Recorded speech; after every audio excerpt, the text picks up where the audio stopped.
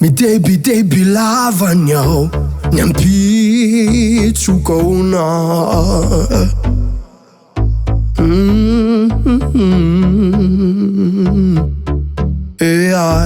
ny hoaviko ona fitodiky ny saina ny paiko sy manolona fizany mila mangina ianao mila miteny na manonjany rano rehefa aminao ny maso tsy ampanino na izany fa tokisananao no andraisana fiainana matoky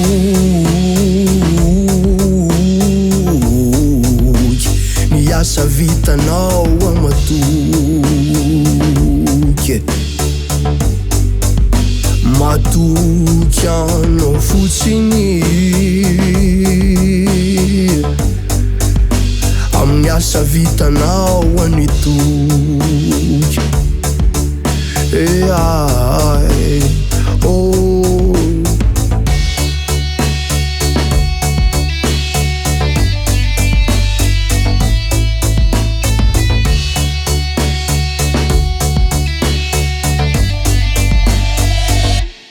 Koliata mila voarya fatotokana handavonanao satria tsy sabatra no andraisanay fandresena fanerinao teny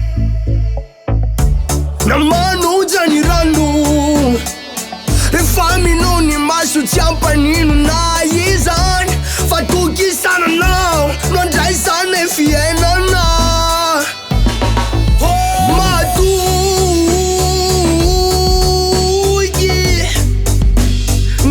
vitanao amatoky matoky anao fotsiny amin'ny asa vitanao anitoky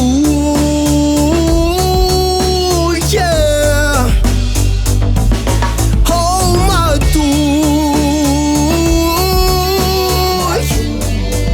amin'ny asa vitanao anitoky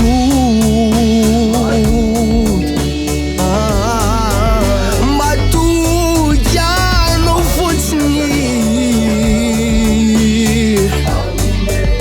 amin'ny asa vitanao anitoky amin'ny asa vitanao